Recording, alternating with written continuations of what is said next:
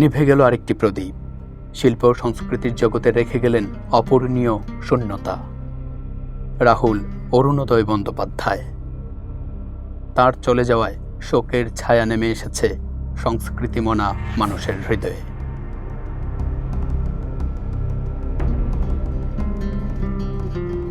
29 March রবিবার তালসারি সমুদ্র সৈকতে ভোলে বাবা পার কারেগা ধারাবাহিকের শুটিং করছিলেন রাহুল।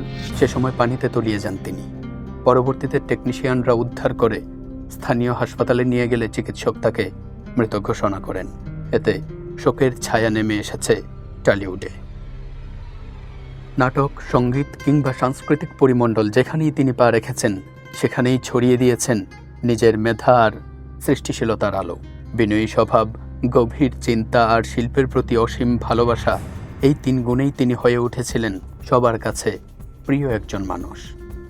2008 সালে রাজ চক্রবর্তীর ব্লকবাস্টার সিনেমা চিরদিনই তুমি যে আমার সিনেমায় অভিনয়ের মাধ্যমে রাহুল রাতারাতি জনপ্রিয়তা পান।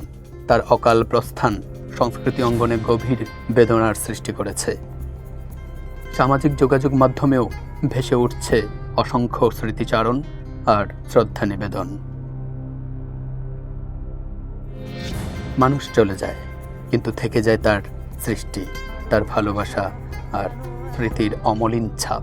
সেই আলোর দ্যুতিতেই স্মরণ করা হবে রাহুল অরুণোদয় বন্দ্যোপাধ্যায়কে।